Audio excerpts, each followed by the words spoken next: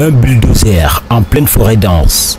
L'engin balaie tout ou presque sur son passage.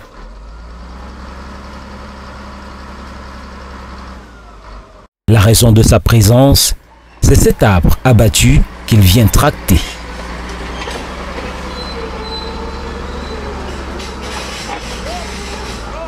Une espèce florale protégée et en voie de disparition très connue sous l'appellation de Bibinga. Vous savez que vous êtes dans une concession. L'activité que vous avez engagée, ça est illicite. Vous avez pénétré environ 4 km, on est en train de voir. Nous avons vu les bases. Il y a environ plus de 10 bases là. Et on n'est pas parti en profondeur. Donc c'est des bases qui sont des kilomètres. Vous, quand vous voyez, vous êtes passé par une plantation de dizaines de kilomètres pour arriver ici. Donc, vraiment, ce genre de délinquance, c'est un crime. Il faut que vous arrêtez. Que vous arrêtez, même le bois, ne tirez plus ça. Nous sommes ici, à Messondo, dans le département d'Union-Ekele, région du centre. L'abattage sauvage des espèces protégées et des arbres en général a fait son nid dans cette partie du Cameroun. Le phénomène, selon les populations riveraines de ces forêts, date depuis plusieurs années.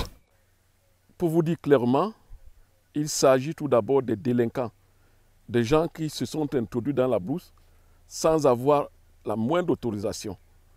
Et ils ont un système qu'ils sont habitués à faire, c'est-à-dire qu'ils abattent les arbres auparavant, ils sollicitent d'avoir un enlèvement spécial de bois et dès qu'ils obtiennent l'enlèvement spécial de bois, ils commencent à faire la coupe. Mais pour le cas d'espèce, ils ont eu l'enlèvement de bois dans le village de Ngontos, dans l'arrondissement des Eka, et ils sont partis faire la coupe, l'exploitation forestière dans l'arrondissement de Messondo. C'est des villageois qui profitent du fait qu'ils sont des riverains ici. Ils profitent déjà de cette proximité pour aller contacter des gens ailleurs. Ils amènent par les voies tortueuses, c'est-à-dire ils ne passent pas par les villages. Je crois que cet engin, vous l'avez vu comment il est en train de faire les pistes de brousse. Donc il ne passe pas normalement par les pistes normales. Et c'est parce que nous aussi, le collectif a aussi ses enquêteurs. Dans chaque village, nous avons un comité de surveillance. Donc c'est le comité de surveillance de N'Djasok qui nous a dit qu'il y a une coupe illicite. Les conséquences néfastes sur l'environnement et la préservation de l'écosystème local sont nombreuses. Ça va avec les changements climatiques. Lorsque les arbres sont abattus de manière sauvage, il y a d'abord ce problème d'environnement. Et de deux, c'est toutes ces forêts, à un certain moment, nous n'aurons même plus le bois pour pouvoir construire nos maisons pour nos enfants. Et maintenant, il y a les ouvrages d'art qui sont détruits par les engins. Ces ouvrages d'art, c'est-à-dire les ponts et les routes qui nous permettent de nous placer facilement. Pour accéder à ces forêts, les exploitants illicites vont même jusqu'à créer des routes pour permettre à leurs engins de se retrouver en pleine forêt.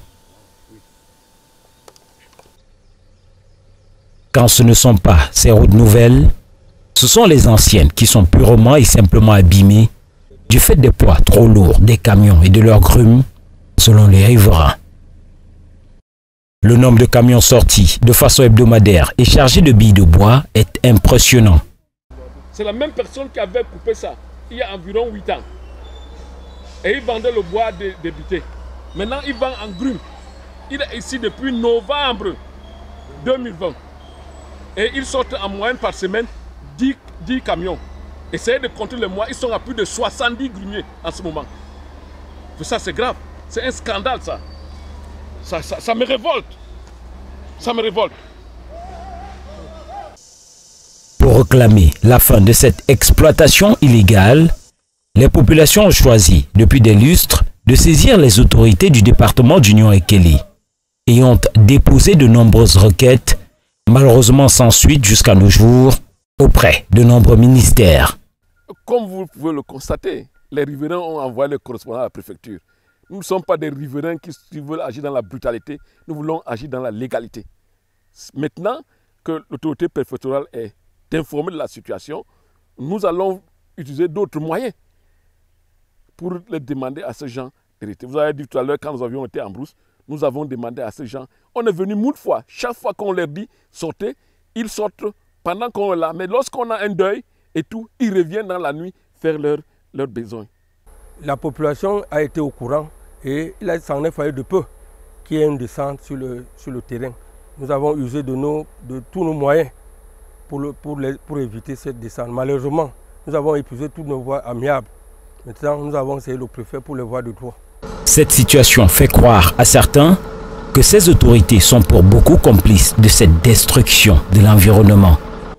Cette forêt qui subit une déforestation est à coup sûr en voie de disparition.